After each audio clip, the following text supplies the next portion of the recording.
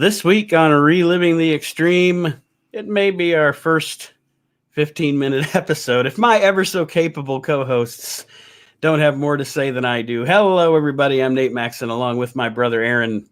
Hello. And Mr. Chad Austin. Aloha, Mr. Han. How's everybody doing out there tonight? I've been smoking. I got to be honest. I'm a little slap happy. To review some of these shows, sometimes a little enhancement is necessary. Yeah, I mean, I got drunk earlier. I got a new beer. How do you sell me on a new beer? I go to the liquor store and the distributor's putting these beers on the shelf, and I was like, "Oh, is that new?" He goes, "Yeah, it's the first time on sale."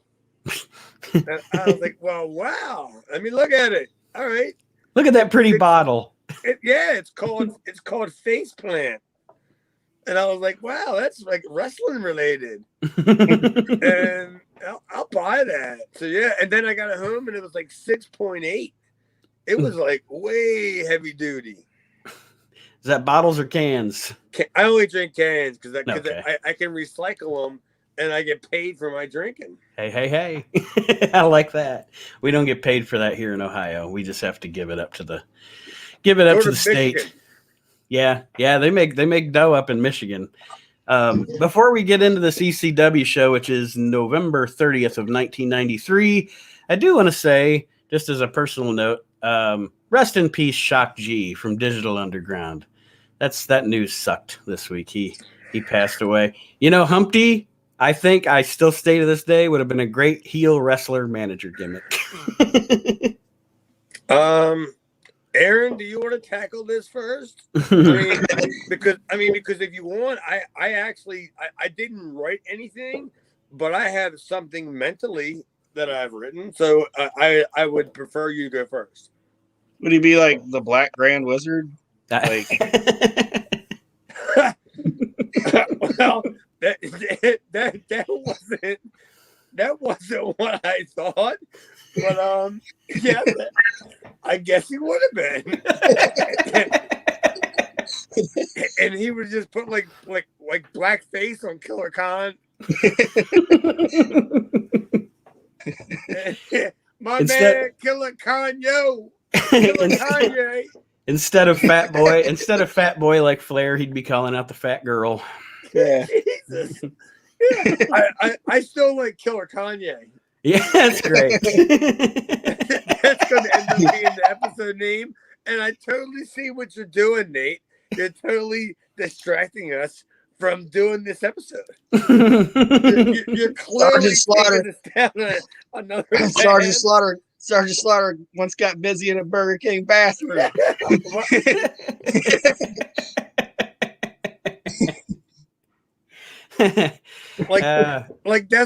That's been my answer to so many arguments at a bar before. When somebody would we get into an argument, and the guy was like, "Well, what do you guys say about it?" I go, "I once got busy in a Burger King bathroom." And I just well, I'm walking out. Straight gangsta Mac walking out. You hit on a high note. You leave on a high note. Costanza. Just walk out of the bar going,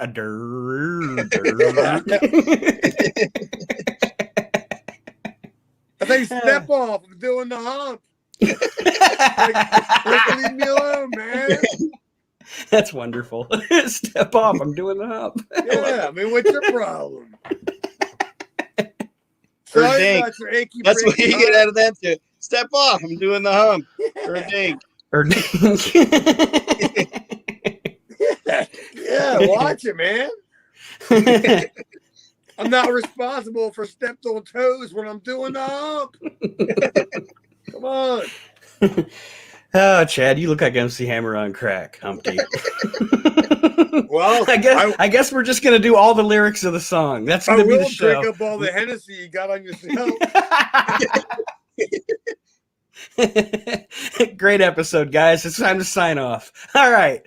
November 30th, 1993, episode of ECW. And I don't have a lot of substantial notes on this show, but one thing I do, and I'll bring it up through as we go through, and I want to know if you guys agree with me or not. One major note that I have on the show is throughout this show, I think it's a testament to Joey Styles, because a lot of the stuff that's on the TV, if you would close your eyes and just listen to Joey, he is so good at making what he's watching sound so much better than it actually is, if that makes sense. Yeah. I totally agree. Aaron? I agree, and like I said, it just Joey was never bad, and it's just crazy how good he was just right out the chute. And I know it was Paul producing him, and he wasn't doing it live or anything, but it's just crazy how good he was. Mm-hmm. Isn't it funny how good he got so fast? Oh yeah. He became like, I mean, let's be honest. We all loved Gorilla and Bobby, right? Mm-hmm. We all loved all them, Jesse and Vince, whatever. But like Joey Styles was like the best commentator to come along in that era. I don't know, what is it, 30 years? Yeah. Like 30 years? Easily. And he did it by himself for the most part. He did it by himself. I mean, even Lance Russell had to fucking stand next to that corpse. And he had to go, ain't that right, Dave? And Dave goes, yeah, you're right, man. But Joey Styles did it all by himself, and that's a tribute to him just in itself. Am I not wrong? I mean, no, absolutely, yeah. And he's the last really good one. Like, to be honest, I know a lot of people like Ronaldo. To me, he's too over the top, and you know, like he might as well just be sitting there going "En fuego" the whole time he's commentating. Well, Joey's deal is like Joey wasn't overproduced, but he was produced. Because if you don't think there's a video that exists somewhere of Joey Styles sitting in Tommy Dreamer's mom's kitchen, watching a tape that Paul edited, that they ran a wire to, that Paul's not leaning into Joey's ear, telling him to say something, like that's how low budget it was. Mm-hmm. That's how low budget we were told that it was, and we figured we don't give a fuck, right? Like we had Maryland wrestling that was that cheap, that I made the editing for the tapes. Like I copied the matches. The only thing I didn't leave in was the edited for the commercials, so they could do it at the studio. Whatever, 17 minutes. 17 minutes of an hour is pretty much all we got. Right. But ECW got what, I think 38 or like 42 minutes out of the hour. Yeah, so Paulie's standing over Joey going, say this. How many takes do you think Joey took on a lot of that stuff? Get out of my ear, Paulie. He had to have, right? Yeah. And you're right with Paulie's personality.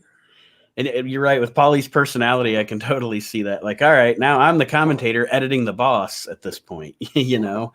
Yeah, he didn't have a whole lot of time to, like, you know, procrastinate and get stuff over, like what's going on. He had to move on to the next thing.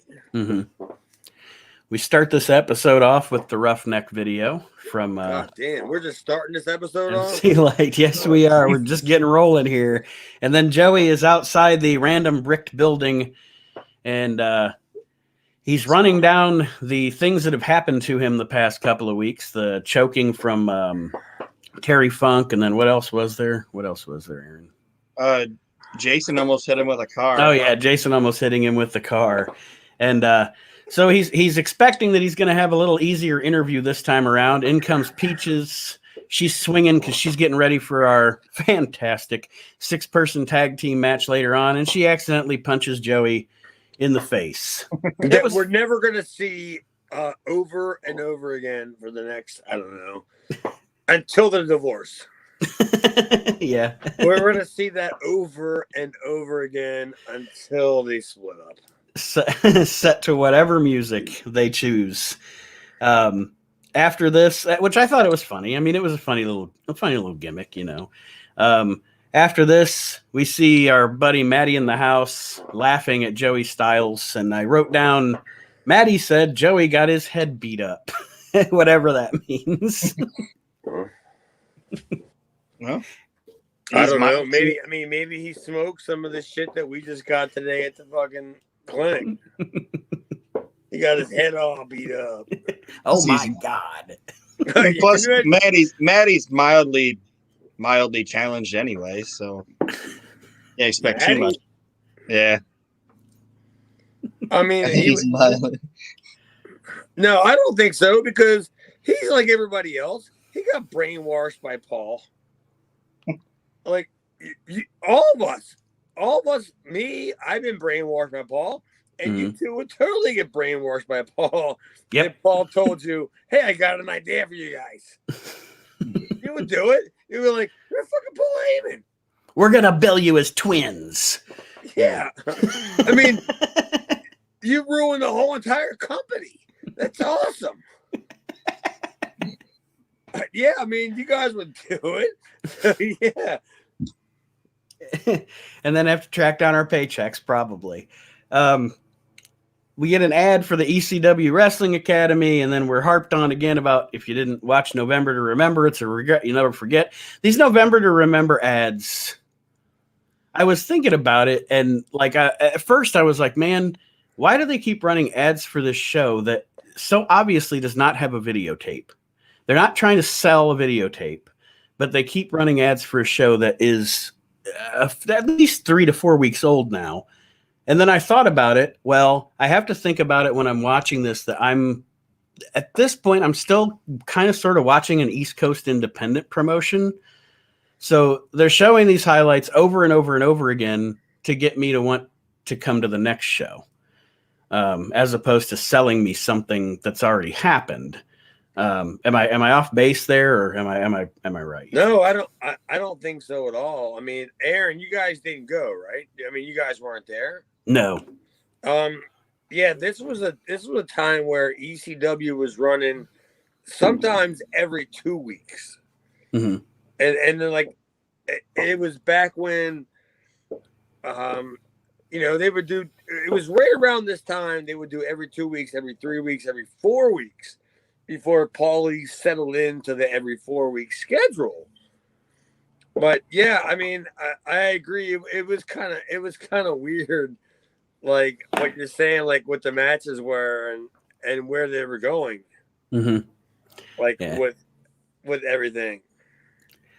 So the first match we have on the show, Tasmaniac and Sabu. So all right, we're back to this again, because this is a show that just every week just keeps changing gears. It's a tale of two ECWs at this point. Aaron, what were your thoughts on this matchup, Tasmaniac and Sabu? Well, Rockin' Rebel was on commentary, and yes, he was. Rockin' Rebel was on commentary, and don't you forget about, buddy. Like I said, not trying to bring anything out from before. Like when we tried to do this before, like I pointed out that I had thought I heard that Sabu was coming out to the theme from Halloween, which I didn't know he used that. And I also I think that was my idea. Yeah, I think it was. Well, if it was a good idea. I don't know where it came out, but I think I gave it to Ian, and I think Ian gave it to Paul, because I always thought that, because I always, my favorite Halloween guy is Michael Myers, and I always liked that, and I thought that, like, Sabu, if you're gonna do that little fucking stupid thing where he comes out with a chain across his chest where he can't obviously get out of it, and I was thinking, like, what better music? I mean, because I don't know what Freddy Krueger's music is, and Jason Voorhees' music is not loud enough. I was like, Michael Myers' music, dude, look at that! Like, literally, they ever played that shit when I was in the ring with Sabu. Fuck, my ass would have run out and asked for a refund on my ticket, because I wasn't even booked here. Like, I just showed up. Paulie said, "You want to work Sabu?" Yeah, go, all right, get in the ring. Well, I paid $20 to get in. Well, not anymore. I'm getting my money back. And a hot dog. Fuck yeah, on the way out. Hey, it's Kathy. And then the other note I have is, like I said, because I didn't get to rewatch this, and we didn't we watched this like 2 months ago. I don't remember when the Boston Bad Boy on ECW anyway was the manager of Taz, and they're just like, oh yeah, Boston Bad Boy, he's managing Taz. They never gave us either, man. But they brought that up, and Rebel says that Boston Bad Boy is the best manager in professional wrestling. Well, that's Rock and Rebel. He's obviously never seen Humpty, you know. Yeah, never seen Black Grand Wizard. He's never seen Humpty.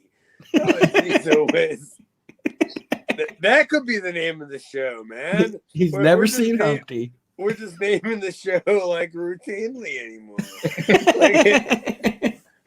I get a grab bag of themes every week when I produce the show. Which one are you gonna pull out, Maxon?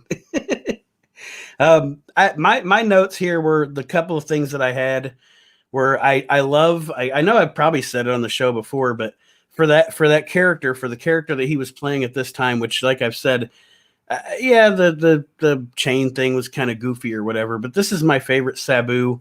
I love the lunge when the match starts. That's, I mean, and obviously the craziness of it, he inherited from his uncle and learned as much as he could. And then I also have here that there is at one point in the match, and like Aaron said, we watched this like 7 months ago.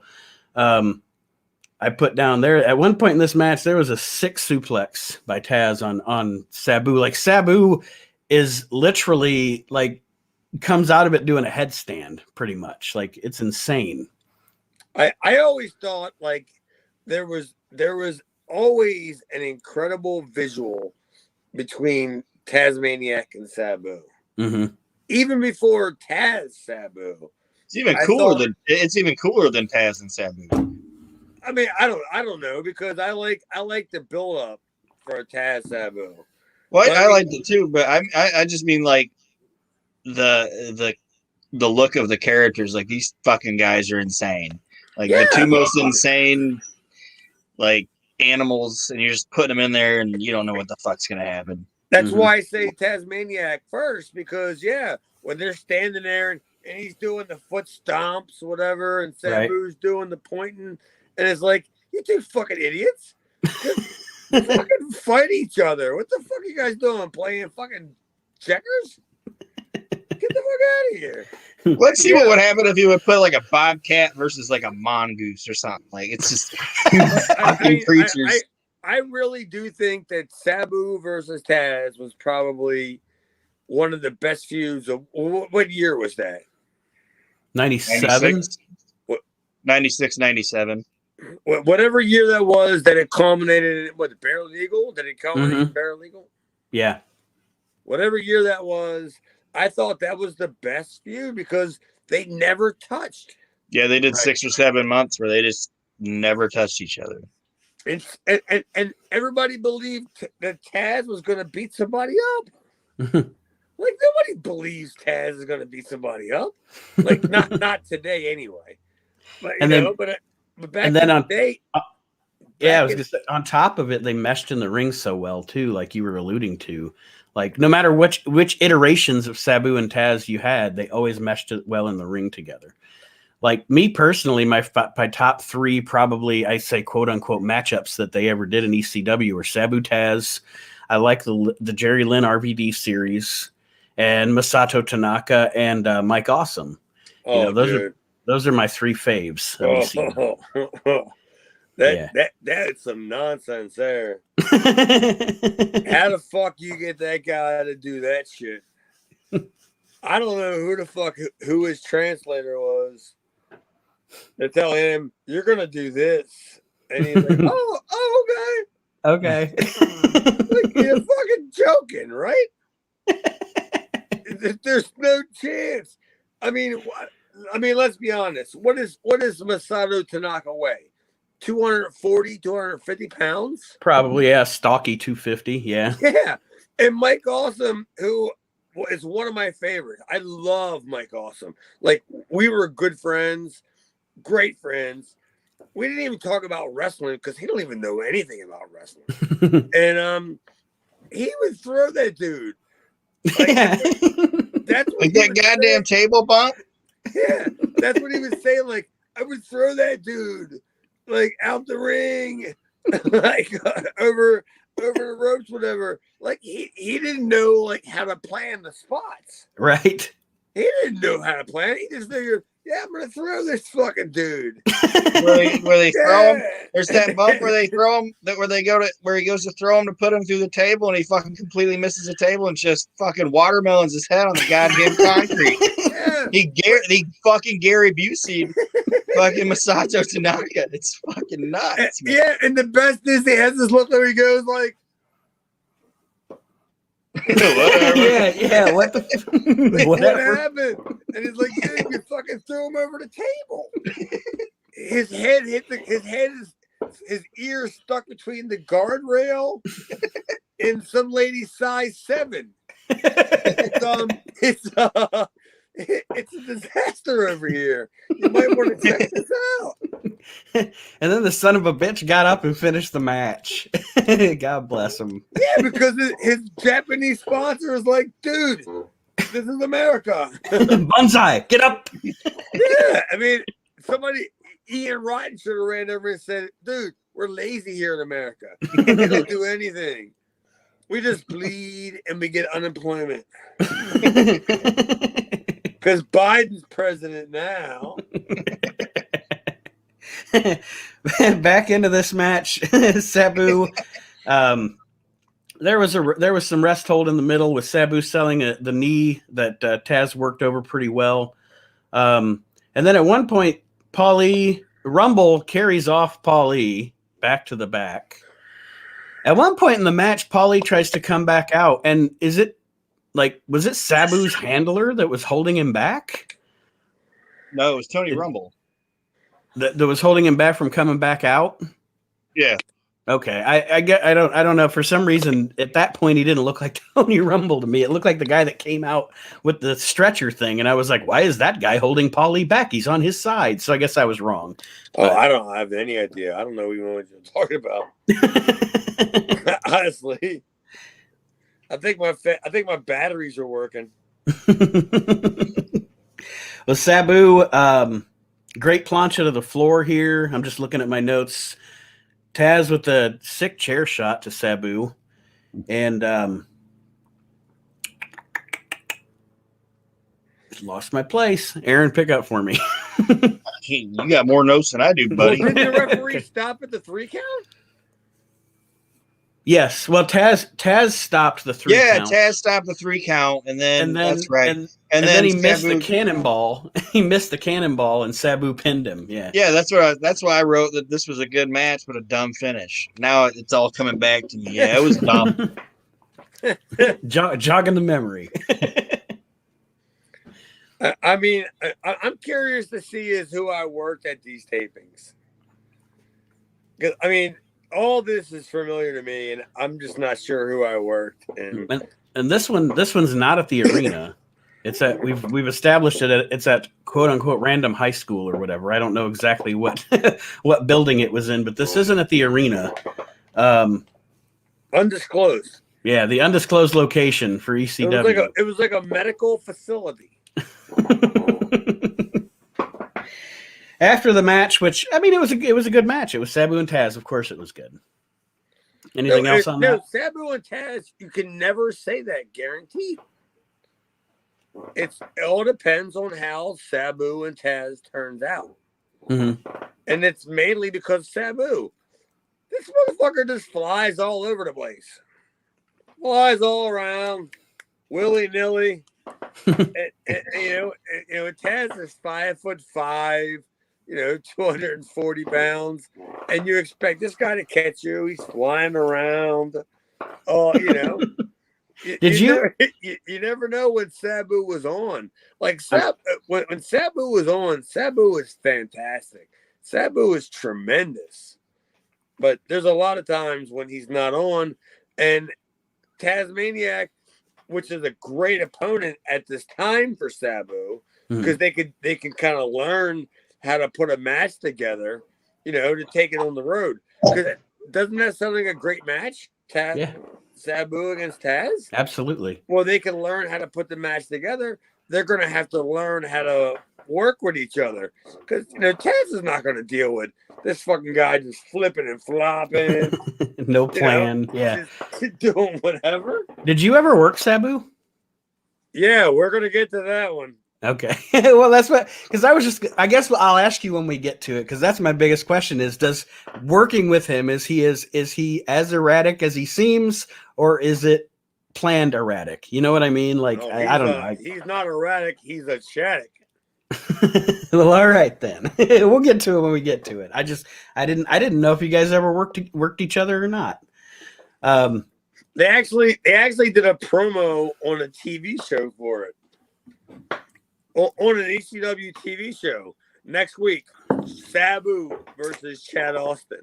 And when my buddy showed me, I went, "You've got to be kidding me." I got no offense. None. I got none. Zero. He killed me. He totally just squashed me. And he killed me. He could have broke my neck. Worse than Snuka? Well, I mean, let's be honest. Snuka was an embarrassment. Not, I didn't take Snuka to the heart like that, Yeah. Yeah, I mean, but Sabu, yeah, he killed me. $5 tickets. We're talking about that again as I flip my page here. Another ad for the ECW hotline with Paulie Dangerously. Todd Gordon talking about fan appreciation and $5 tickets. We get the Shane Douglas wrestler video again, just rolling through the things we're seeing here. And now we have Maddie talking about the pick the main event, viewer's choice at Holiday Hell again. And he actually, I think if I picked it up here, he calls Rockin' Rebel Joey Buttafuoco at this point. He also implies that Joey Styles is a child predator and dates high school girls. I didn't catch that. Oh, yeah, he does. Okay. I also endorse that. I have no reason why. I'm just going to throw that out there. Who is it again? Joey Styles. Oh, no, I take it back. I actually like Joey. I thought you were going to say Rockin' Rebel. Yeah, Rockin' Rebel, he calls Joey Buttafuoco here. And we're talking about the viewer's choice main event for Holiday Hell. Now, we saw last week they showed some videos for possible opponents. This week, they show the Hawk video. They show the Terry Funk video. They show the Paulie video with a Paulie narration here. They show a Salvatore Bellomo video with some interesting new music in this. Yeah, it was awesome. I love that we're still pushing Sal. Nate, why do you think they did this? I think that I keep trying to think in the respect of, as I'm watching these shows. God, I can't get in position. I keep trying to think as I'm watching these shows that I have to put myself in the mindset that I'm not yet watching a national promotion. I'm still watching an independent promotion. So the way that they advertise things and the way that they book things and the way that they present things on television is all, we're not heading to a pay-per-view, or we're not, we're just trying to get people into our next little show that we're going to have in our arena and work them into the seats. So here we go. We're going to just put out a bunch of names. Look who's in ECW: Sabu, Terry Funk, Sal Bellomo, Mr. Hughes, Jim the Anvil Neidhart. You'll know that name. Jim the Anvil Neidhart? Yeah, they showed a Jim the Anvil Neidhart video even. Yeah, they showed Kevin and Woman. Yeah. I think they were doing it, and I might be completely off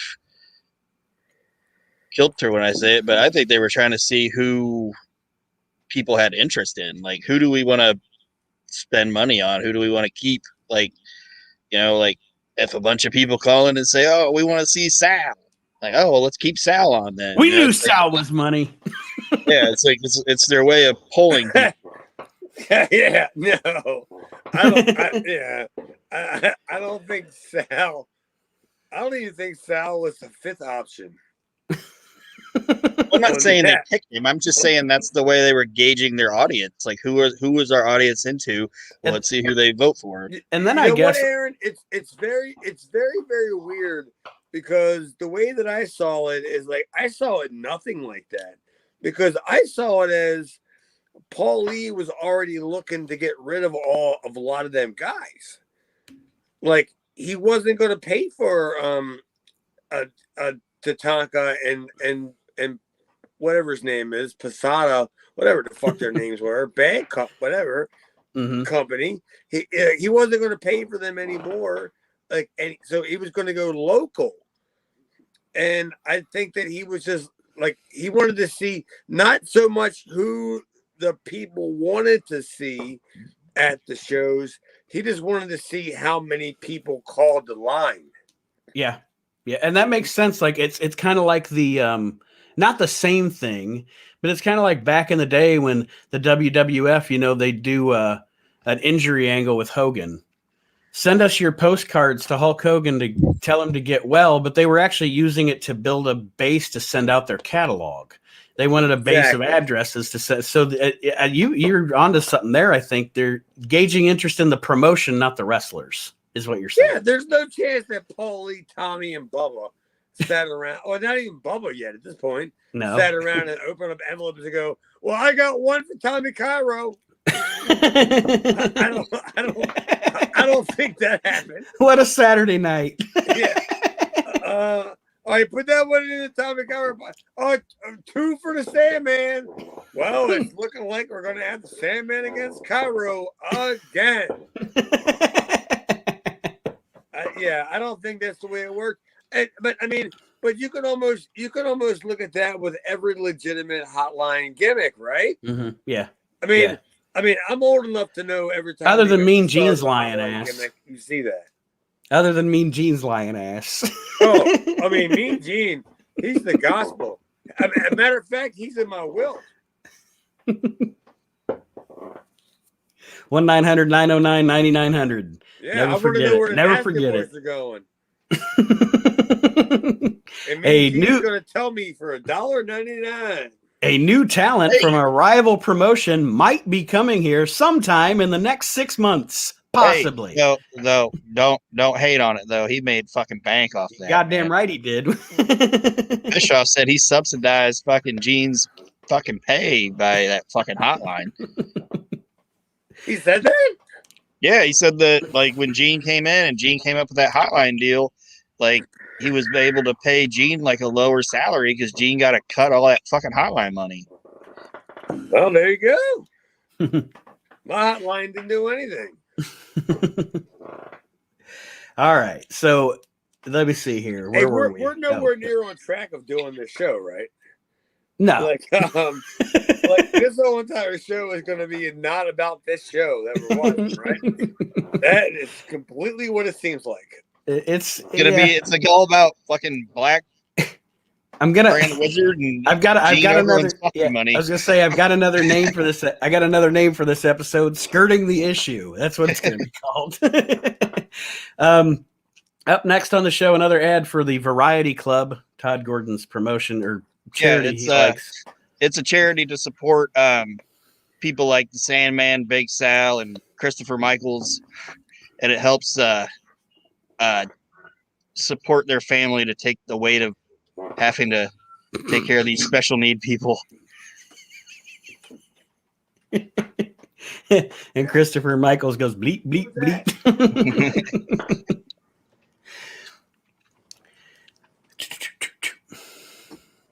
And up next, this 6-man or 6-person deal, I guess.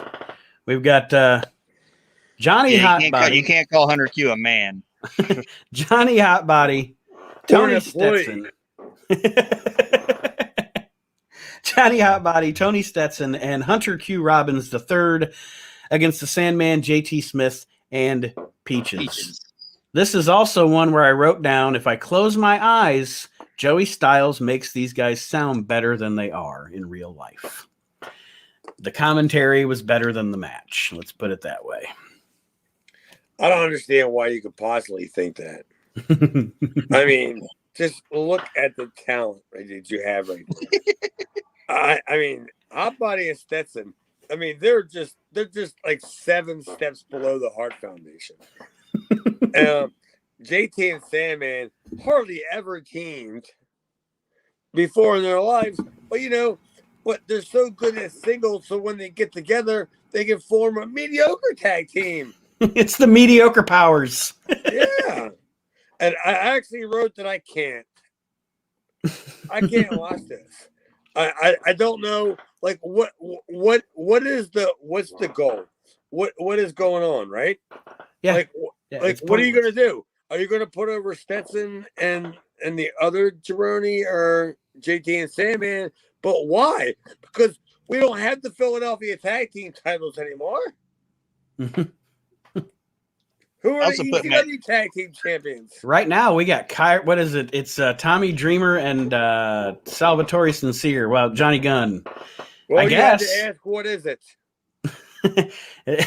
I want to say this. At least the tag titles have stayed on the same guys for at least 2 weeks. I'll put it that way. We haven't had it vacated in the past couple of weeks, so I guess that's good. Man, boy, we got 20 minutes to go still. I also put in my notes like every week when Hunter Q's on, we're like, this is the last time we're gonna see him. And then he just keeps showing up. He's like a fucking bad penny. Like, he just keeps popping up. Like, Hunter Q, he's a fucking cockroach, man. Can't kill him. I think he owns like real estate somewhere in that area.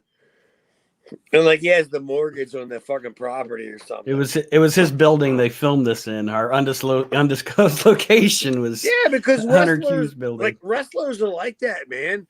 Like a lot of wrestlers have like their other like day jobs where they're successful, you know, like realtors and other kind of stuff. But when they get like I don't know, what do you call it when they get seen as on the public? When they get seen in the public, like they actually take it like, oh, I'm famous, blah blah blah. And I'm like, you're Dwayne Gill.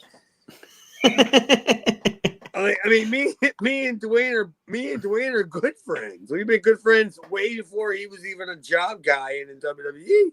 But you know what I mean? It's like when these guys are like, you're nobody. You're crickets.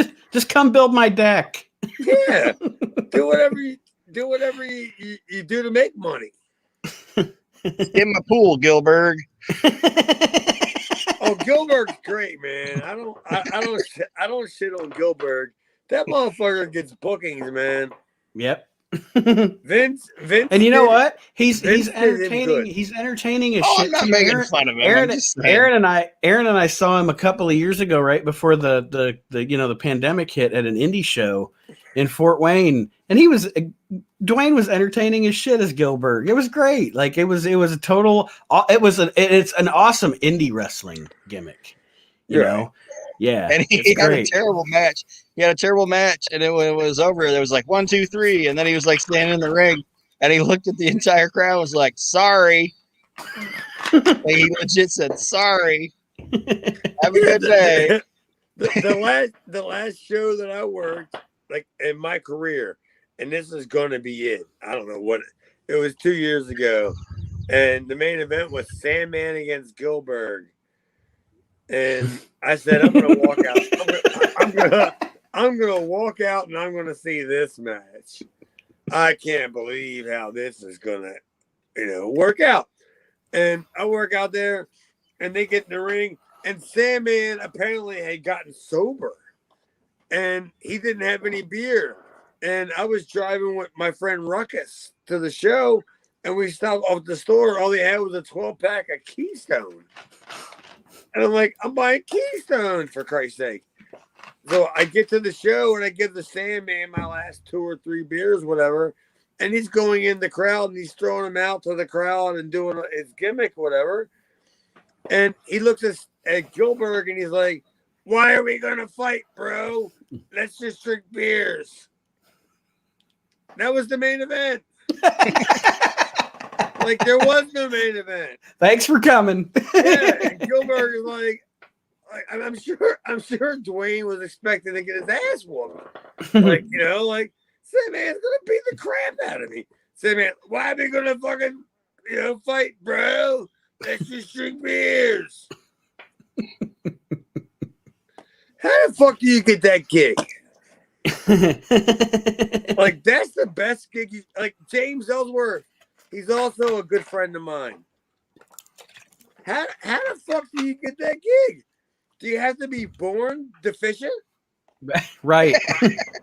I mean, is that how this shit works? Like, I'm a healthy person. I can do a moonsault. I can drive. I know which shoes are left and are right. I'm pretty capable.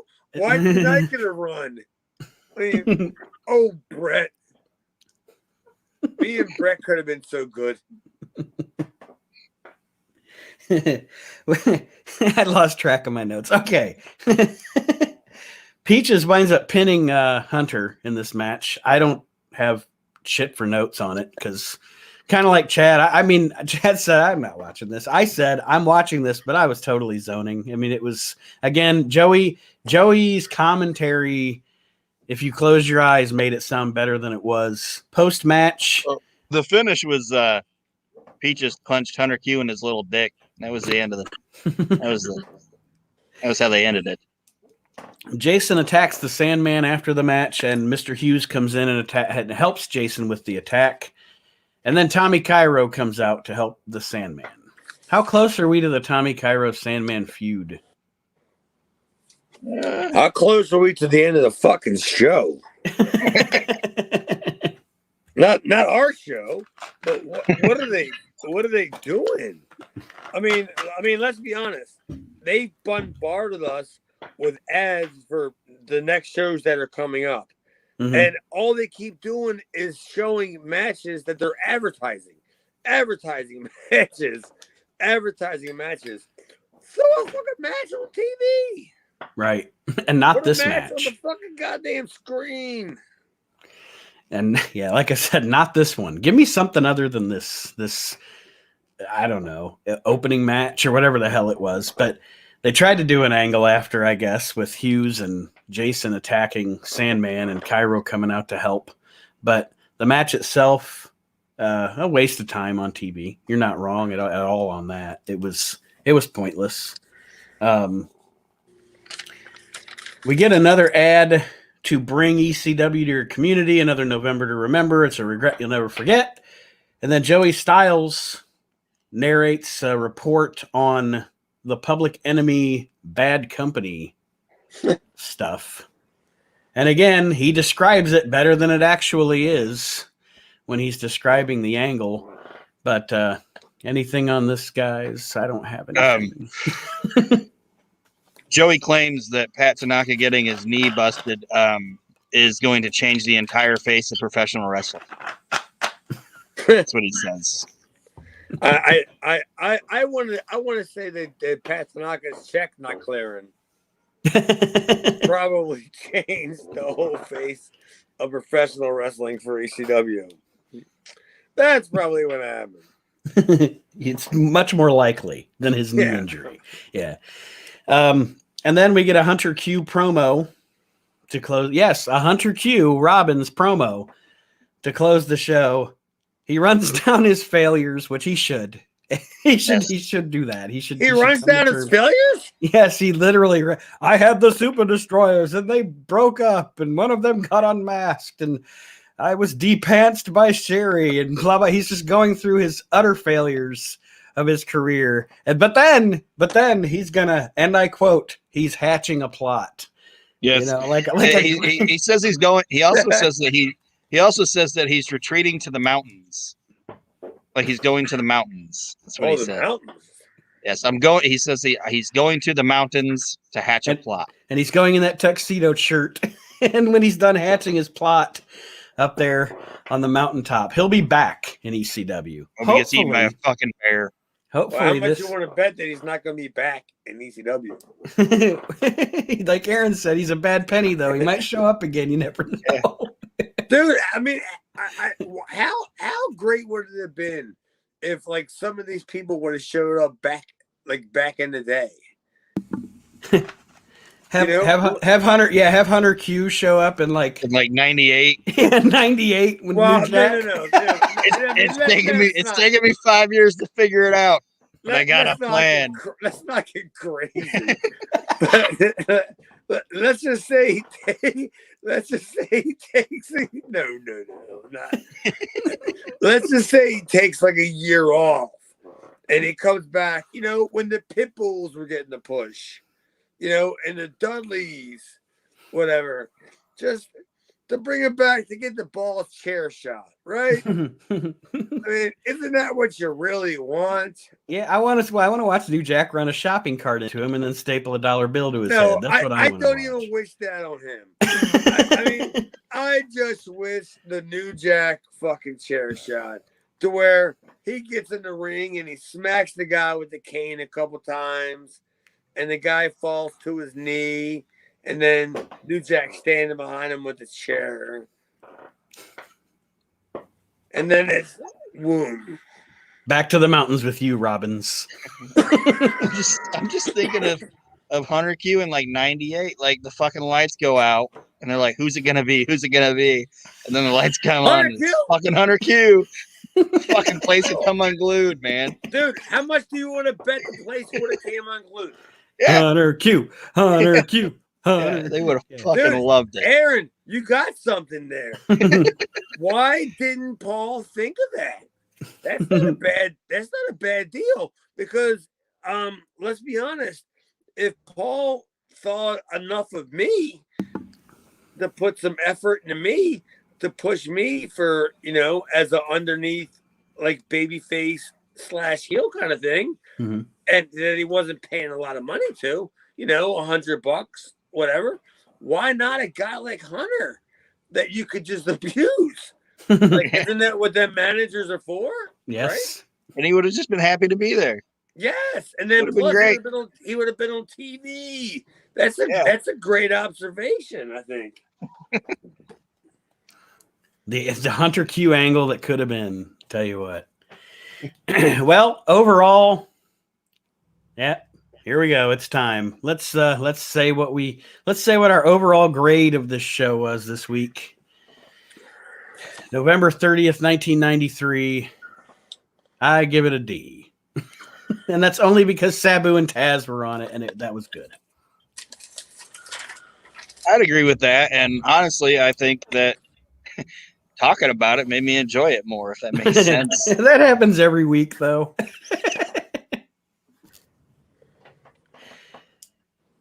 Chad, what's your final assessment of this episode of ECW? Well, the one thing that I liked about it was I really liked the I thought we were going to conflict about this during the conversation, but we didn't. So that's cool. When they showed a whole bunch of the videos. Mm-hmm. And I thought that was great. Because how many times has the theme been, I tell you, Paul don't have fucking any material. Right.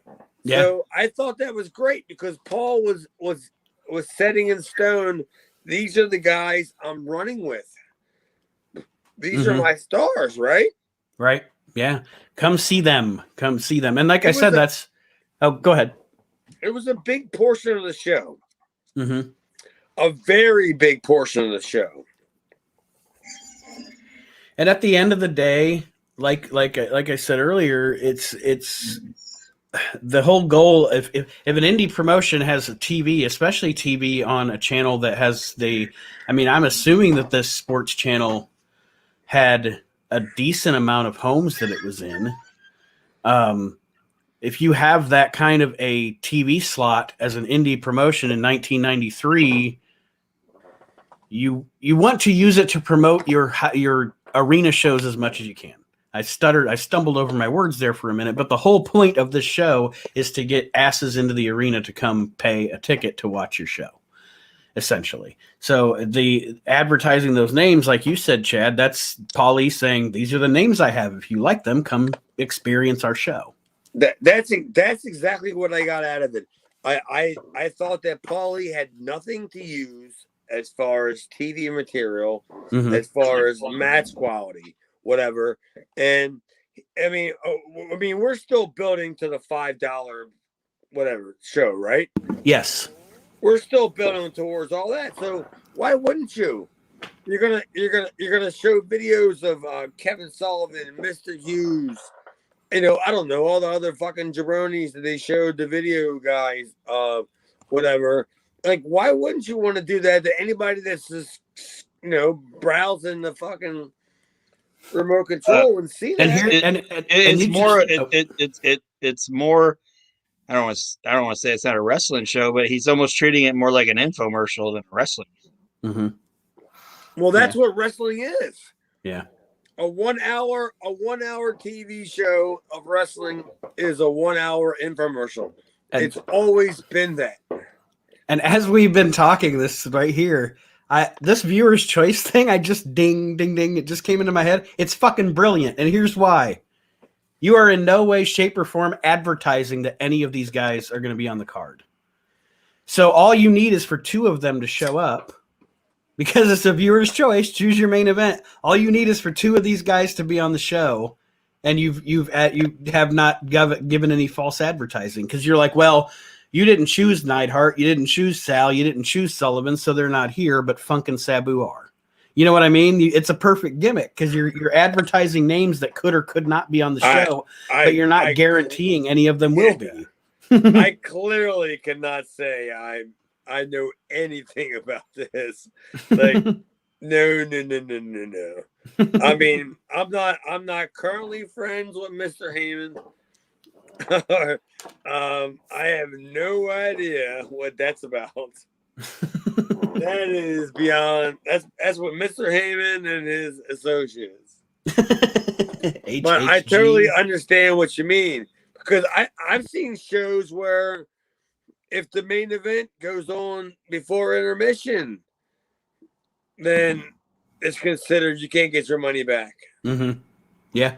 So, you know, if something happens, travel, storm, I don't know, whatever it is, and nobody shows up, and they can get Raven and Tommy in the ring at 9 o'clock, and it's like, it's the main event. No refunds. No refunds. Well, that is, we'll put it in the, unless you had anything else, Aaron. Sorry, I kind of blabbed there. No, you're all right. We'll put that one in the books. November 30th, 1993, ECW. We made it through. And it wasn't 15 minutes either, like I predicted. But I do want to encourage everyone, before we leave you here on Reliving the Extreme for this week, I'm going to shamelessly plug, and of course Aaron and Chad can as well. I want everybody to please check out WrestleNet Radio. If you get a chance, it is on. We have a Facebook page for WrestleNet Radio, 24/7, 365 wrestling talk. This podcast is actually, episodes of this podcast are featured on there as well, and it's just something that I think it's gonna be fun as we go through the adventure of doing that. We're gonna do some other shows in development for the radio station.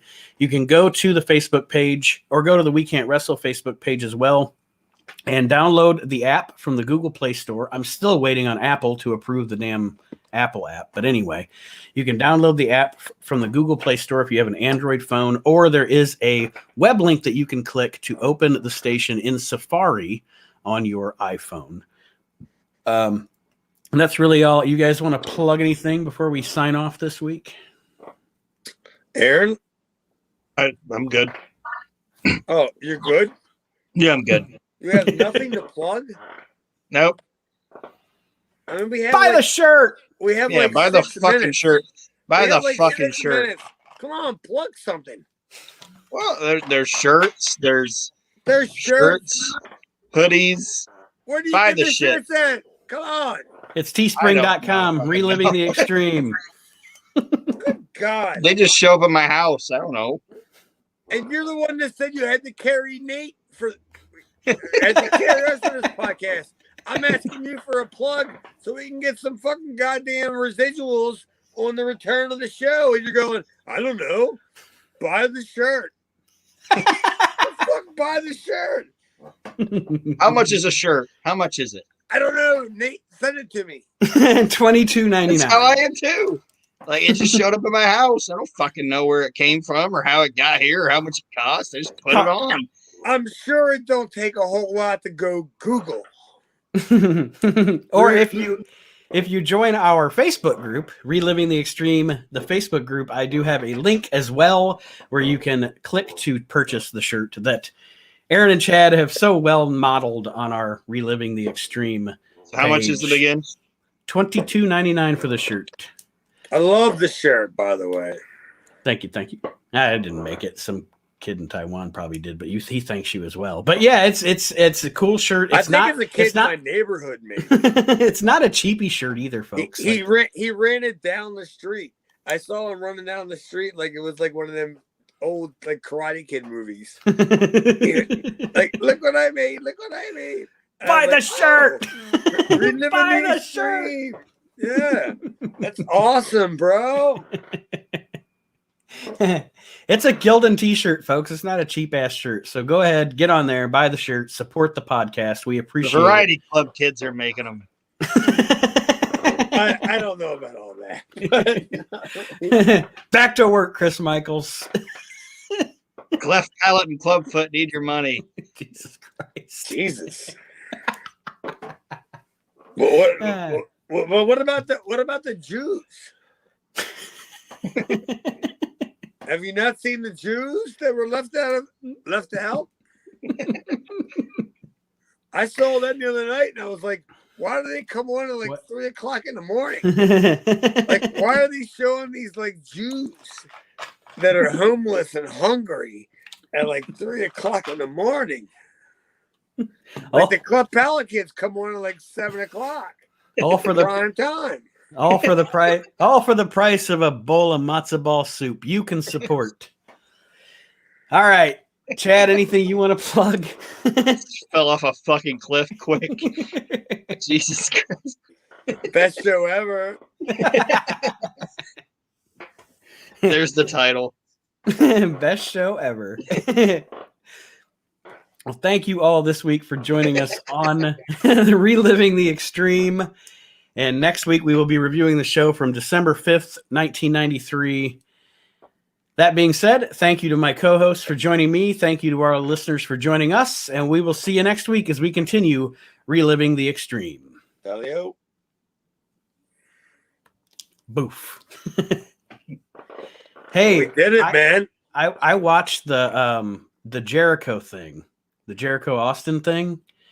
And I know you said something, Chad, about him not mentioning you. I don't think he said Cactus Jack introduced him to ECW because Cactus Jack introduced him to ECW. I think he said it because that was the mainstream name that he could use. Yeah. I didn't. I no.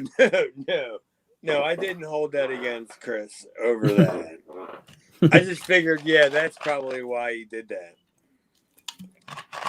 Yeah, I didn't have a problem. I mean, I didn't have so much of a problem with that as I did with the moss-covered three-handle family Grananza. Like, that pissed me off. I wrote that. That was me. I'm the one that watched The Grinch That Stole Christmas. I'm the one that wrote that promo. And he gave the credit to Levy, didn't he? Yeah. I think, he gave the credit to Raven. And Raven stole it from me. Judas. Oh, Judas. And bring it back to Jericho with the Judas. Yeah. Yeah, I mean, what am I going to say? I'm not going to say, Chris, it could have been me. I could have been responsible for getting you your job at ECW. It could have been me. Look at me.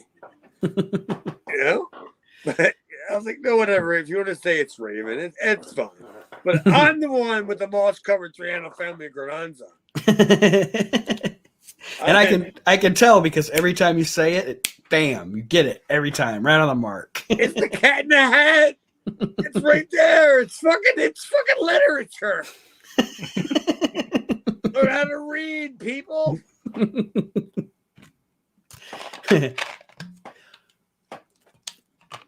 Well, we got through that, eh? Yes, sir. That wasn't too bad either. Throwing in the distractions and sometimes going off and talking about something else. Hey, we'll come back to the bullshit. That's fine. But yeah, we got fucking Black Humpty and Mean Gene. It's all good. The best part of the show was not about the show. Yeah. Yeah, that's what I think. I mean, yeah, you put that up. That's the best part of the show. And I've got a ton of names to choose from.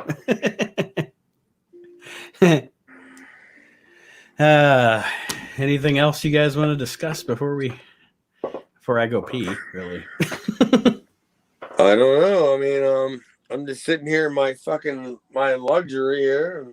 I'm gonna have to. We're getting ready to look. We're gonna probably move within the next 4 to 6 months. I'm gonna have to pack all my shit up, my collection. That's gonna suck. That is gonna suck. Because that stuff you want to pack up like carefully. You don't just want to throw it in a box and God, that's gonna suck. Hey, let me ask you. Mm-hmm. Like I have some figures. I have the classic, the superstars, like the Hall of Fame figures. Mm-hmm. Like that's the ones that I collect. But I don't I'm never gonna take them out of the box. Right. Are you talking about the ones with the black and gold packaging, the classic? Yes. Those are beautiful. I don't take them out of the box either. The packaging, I love the packaging on those. But I mean, I bought a ton of them. Mm-hmm. But I have a bunch of Elite and other series figures, but they come with other shit, like hands and extra hands and extra heads and I mean, should I take them out of the box and display them, or what do I do with all the extra fucking accoutrements? Now, to be perfectly honest with you, those Elite figures, unless it's somebody that I collect stuff up on purpose for display purposes, like say the Undertaker, those Elite figures, I unbox all of those, and to be perfectly honest, I don't know how many of those hands I've fucking thrown away. I don't keep that stuff. I unbox everything, and then if it's got a fucking head, I send it to our buddy Archie because he does custom figures. Your buddy Archie, you're sending your buddy Archie heads. Yeah, heads in the mail. Awesome. I'll just send them to him because he can do whatever he wants with it, and if I can make money or do whatever, and it helps him out. I don't need a fucking alternate Jerry Lawler head. I just send it to fucking Archie. He can do whatever he wants with it. I do. Can you get an alternate Jerry Lawler bank card? like for me. I have 2 AJ Styles figures that are sitting side by side. They're on the wall, above each other, and they're wearing different color tights. Yeah, that's the AJ figures. That's every time it seems like he has more figures than Cena, and every time they bring one out, they just give him different color pants. That's all they do. They don't change the figure at all. Yeah, I mean, I never wanted to take my figures out and display them that way. But now I'm thinking that's what everybody does. Because are they really not worth anything? Or are they going to be worth something? The classic ones that I have are never going to get out of. Yeah, those, like I said, those I don't ever take the classic Jacks out either because the packaging's beautiful. The figure, they pose the figure in it beautifully. Yeah, I'm looking at Warrior. I'm looking at DiBiase, Snuka. I have. Yeah, I mean, that kind of stuff. I'm never that's the only collection that I collect that I'll spend money on because I want to. I mean, my next kid it's going to be Lawler and Carlton, Mm-hmm. and then the Freebirds. That one's hard to find. I don't give a fuck. But I got like Finn Balor like laying on my wall. I'm just like, what the fuck is he on the wall for? I got Seth Rollins. I got 2 AJs. I got The Rock and Farouk. I got Viscera over here. I got Cesaro, Sid Justice. Well, I got two Abdullah, so that's cool. Yeah, I got like a bunch of these figures that maybe I should just open them up and just display them. Yeah, might as well. I don't think that those elite figures, to be honest, are going to hold as much value as some of the other stuff just because of how mass produced they are. Of course, back in 92, 93, 94, boy, I wish I would have kept some of those Hasbros as a kid and kept them closed, because some of those WWF Hasbros go for like $400 a figure. I gave my granddaughter my only Hasbro that I had of the Mountie, and she calls it her WrestleMan. And I look at it every time she plays with it. I go, yeah. Yeah, I know what you're doing with it. Yeah, I mean, once you're like 3 or 4, and I can take it back from you, I can sell it for whatever it's worth at this point. Because you smashed it, you stepped on it, Hey, put Jacques Rougeau through the ringer, man. I thought tonight's show was good, man, because. Like you said, Nate, you didn't think we were going to get an hour out of this. Mm-hmm. I told you last time we were going to get an hour out of it. Aaron came through. No, I mean, not that you don't come through, but yeah, you came through to make this an hour, right? Yeah. We got a good thing here, man. Made some magic. Turning shit into sugar every single week. As long as we don't turn fucking chicken shit into chicken salad. I don't think we've done that yet. No. We've done some good stuff. But I mean, my buddy who posted that post, Dave Morris, about us, like, he's got a very successful podcast. And you can't tell me you haven't noticed an uptick in any of the listening. Yeah, well, yeah, like I said, we've averaged listenership between, let me see, the last between the second to last episode and the last episode went up at least 20 to 25 downloads. And I can look back too and see how, because a lot of people start from the beginning on a show. So I can also see the first shows picking up downloads too. So, yeah, I mean, there's definitely an uptick. Well, that's good. And I've noticed more people coming in the group, too, on Facebook. Yeah. I've noticed that, too. Yeah. Like, normally he shits on me. And, like, me and him shit on each other. Like, I shit on his podcast and tell him his shit's stupid. Nobody wants to hear about hip-hop records or whatever. It's stupid. And... he shits on me, but he must have listened to a show and he was like, my buddy Chad, you saw it, Nate, right? Yeah, I was like, wow, why did Dave go out of his way? Like, he's in my wedding. And I'm just like, why did he go out of his way to put it, And he's like, when he said it's informative, I was like, wow, then maybe he does like take this seriously. Yeah. Well, you can tell him from me, we appreciate it. Well, I don't even know if it's for me. I mean, I'm just telling you what, how it was if I was there. Yeah, man, it's been great, man. I mean, I'm aboard. Whatever you want to do. I mean, Aaron, we gotta do a show. At this point right now, I'm getting married in a couple of weeks. Yeah, I really don't have the time to book a show. But all I'm going to tell you is start brushing up on your Portland. All right. Hmm. I need to find. Like, it's hard to find though. Like, I need it. Hey, Like, I guys, need. So guys, I'm gonna send it to you. don't I let already have them made. don't let me down, Chad. I still need that IWCCW show too. You guys got to do that too. Oh, you want that show?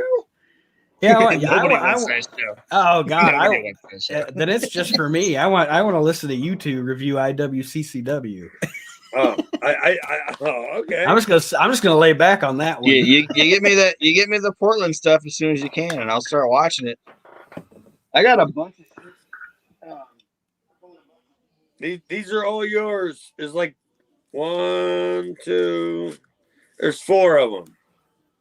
All right. Portland's the best. I bought this off the internet, and it was like cheap. Continental Championship Wrestling. Yeah, it's like a 5-pack, and it says there's like fucking 15 hours worth of shit on there. Like, I bought a bunch of shit because there's no network basically. So yeah, I bought a bunch of Ron Fuller stuff. Wow, Mark. Well, I gotta watch something. You don't have Continental? I do now.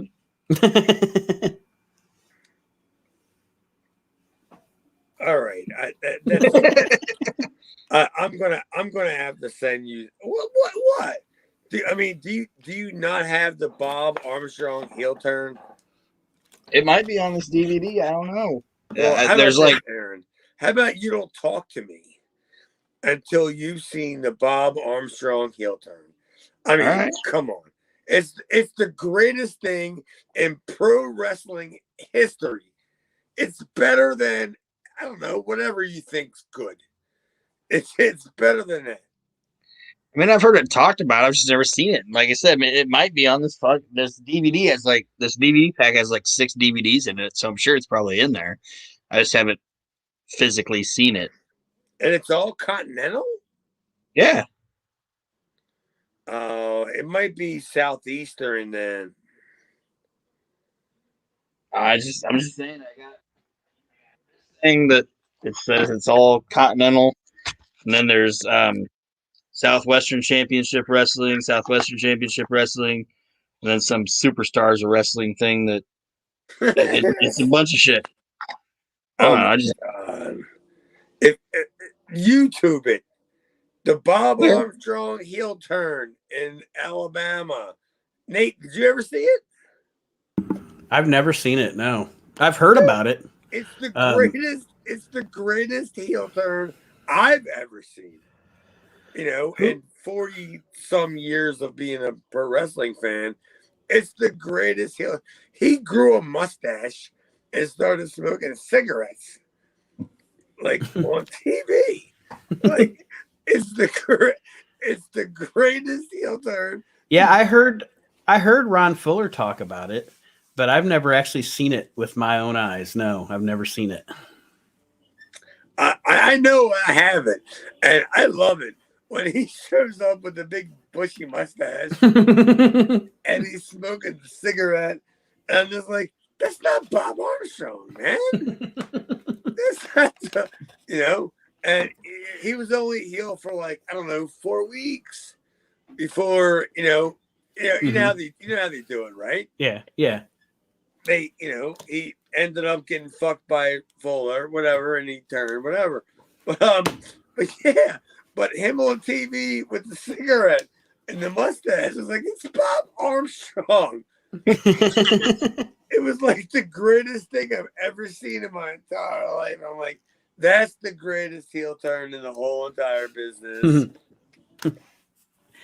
Yeah, like I said, I've heard Fuller talk about it, but I've never seen it. I don't know if it's on YouTube or not. I'm gonna have to look it up now and see.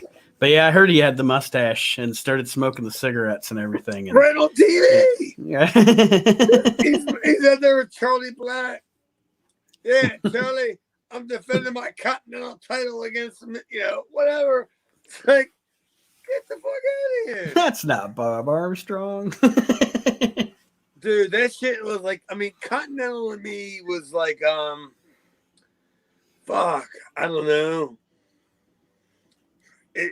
That was like gold because when I was a kid, I discovered Georgia before I discovered anything else. And then I discovered Southwest because of cable. Mm-hmm. And I was like, oh my God, my whole entire world is fucked up at this point. And then when I discovered everything else, I was just like, oh my God, what the fuck, WWE? Well, I don't even know what they're doing. Andre's got some fucking, he's putting his ass in the corner of Butcher Rashawn. I don't know what's going on. And who are these ladies? You know? Yeah, fuck that, man. Yeah, that's one, like I said before, that's one promotion that, to be honest, I want to see more of that I haven't seen enough of is Continental. I just haven't seen a lot of it in my days. But ever since I hear you talk about it, I hear you talk about it, and I'm like, God, I want to see this shit. Dude, Continental is great. Like, I mean, you can find it on YouTube because I'm not even sure, but I think I sent it to Roy, and I think Roy uploaded it. Check out the first Continental show when it changed from Southeastern to Continental. That's when Gilbert took over the booking of it. And for Gilbert to take over the booking, he destroyed the whole entire backdrop. Like he made his whole angle was get rid of the whole entire backdrop. Okay. And do a deal. And he did a deal where Dirty White Girl comes out and she had a black eye and she was saying that white boy hit her. Yeah, I want to talk to Tom. I've seen that. Yeah. That's the first Continental show. When he hangs fucking Tom, when white boy takes Tom down to the ring and he hangs him, that motherfucker, that wasn't a work hang. like he put that noose around his neck, and when he put it on him, there wasn't nowhere for him to go. Like he was like hanging off the apron, and you could see his feet were like 4 or 5 inches off the floor, kind of thing. And he's just laying there like, get me the fuck out of here. I mean, I'm pretty sure he was yelling, get me the fuck out of here. That's what I think he was yelling. But that's the kind of shit you had in Continental. It was weekly angles. It was weekly hot shots because they ran weekly towns, So, and one of the good things was they would never tell you, how do I say this? When a title would change, it's like Memphis. When a title would change, they would change it in every town. Okay, yeah. Because the TV was a week behind. So they wouldn't know the title changed. You know what I mean? Yeah. So they did the same thing. And it's like the travel was 120 miles. And Pensacola, right down there. Fuck that, man. Who wouldn't want to work that nonsense? Yeah, I was gonna say, what a cake territory. As far as travel goes, anyway. Yeah. But if you ever wanted to do a Southeast thing, dude, I love my Southeastern shit.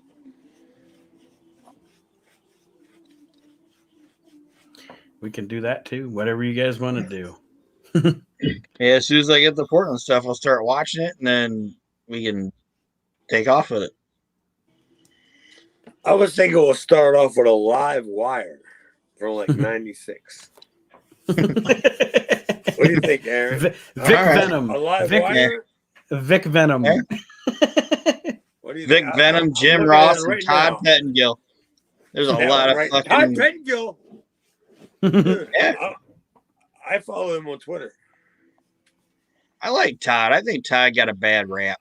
I don't think he's still alive. I think he's still alive. But I follow him on Twitter. That's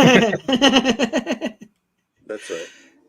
Well, gents, I had fun. I'm going to sign off. All right, guys. Thanks a lot. Chad, thank you, sir. Not a problem, fellas.